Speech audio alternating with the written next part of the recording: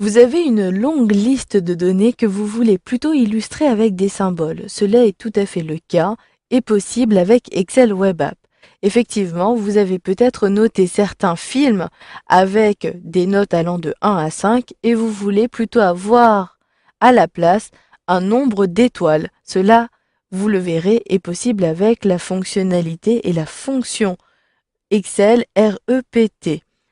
Ici, dans mon cas, je désire plutôt avoir des symboles de flèches pour avoir et illustrer la gestion de mes stocks et connaître le solde à un instant T.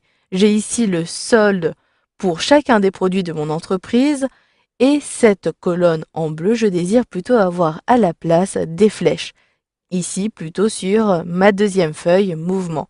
Je retrouve donc chacun des produits dans la colonne C et dans la colonne B et D, je désire avoir des flèches qui m'indiquent pour la colonne D les stocks positifs et pour la colonne B ici les stocks négatifs.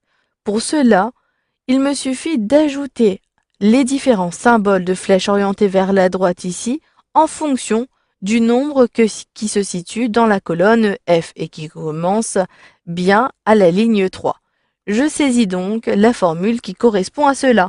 Je commence par saisir la formule qui compte les caractères. Je vous en ai parlé, il s'agit donc de REPT. Commencez toujours la fonction par le égal, puis saisissez cette fonctionnalité. D'ailleurs, je peux double-cliquer directement dans la liste des suggestions pour qu'elle apparaisse à cet endroit-ci. Je désire pour ma part avoir des flèches. J'ouvre donc des guillemets puisqu'il ne s'agit pas d'un caractère, d'un chiffre, puis j'ajoute bien le symbole à faire apparaître. Puis, pour qu'il soit répété plusieurs fois, et notamment le nombre qui apparaît dans la cellule F3 de ma feuille stock, j'ajoute un point-virgule et je fais référence à cette cellule. Cette cellule se trouve sur la feuille stock. Je saisis donc stock comme c'est écrit en dessous à l'aide de mon clavier. Et pour préciser qu'il s'agit d'une feuille de mon classeur, j'ajoute un point d'exclamation. Pour préciser la cellule F3, je saisis F3 à l'aide de mon clavier. Puis je ferme ici ma formule et j'appuie sur la touche Entrée de mon clavier. Vous le voyez, j'ai ici un souci. La valeur n'est pas correcte. Mais si j'étends cette formule jusqu'en bas, j'automatise la formule jusqu'en bas, vous allez voir le résultat. Pour certaines des cellules, j'ai bien ici plusieurs flèches, mais par contre, pour certains produits, les valeurs ne sont pas correctes. Il s'agit en réalité de valeurs négatives. Je vais donc préciser dans ce tableau que la formule s'applique uniquement pour les valeurs supérieures à 0. Il s'agit donc de préciser une condition. Je double-clique pour faire apparaître la formule, je clique à cet endroit-ci et je commence donc ma formule cette fois-ci par si. J'ajoute une parenthèse et le test ici à vérifier est de vérifier la cellule F3 toujours de la feuille stock. Je saisis donc stock, j'ajoute le point d'exclamation, je saisis F3 à l'aide de mon clavier et il est nécessaire que cette donnée soit supérieure à 0. J'ajoute donc le symbole supérieur et 0, j'ajoute un point-virgule. Si cette condition, c'est-à-dire que la cellule F3 est supérieure à 0, est vérifiée, je vais bien avoir les systèmes de flèches.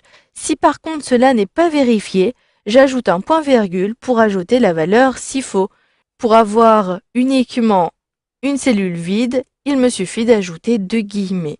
Puis je ferme cette parenthèse et j'appuie sur la touche Entrée de mon clavier. Vous le voyez, la cellule est bien vide.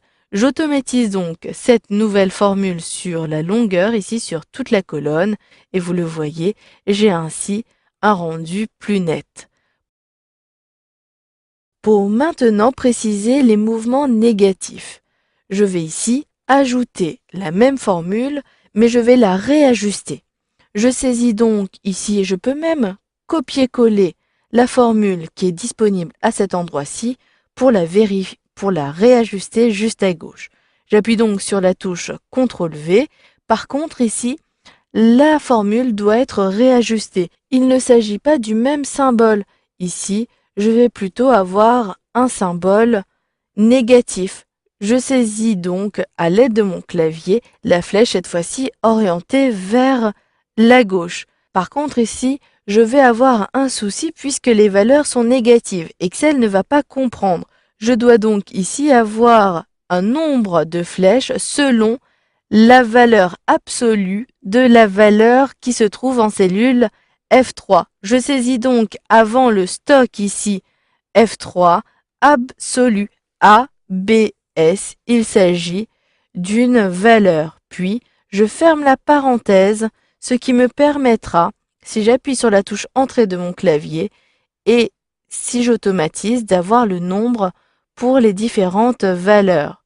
J'utilise donc l'automatisation et ici je m'aperçois assez rapidement que je n'ai pas modifié la condition de départ. Il s'agit non pas d'une valeur supérieure à 0, mais bien inférieure à 0. J'appuie donc sur la touche Entrée de mon clavier et vous le voyez, j'ai bien la correction qui s'applique. J'automatise à nouveau la formule et automatiquement vous avez pu, comme cela, créer un graphique avec des symboles dans Excel Web App.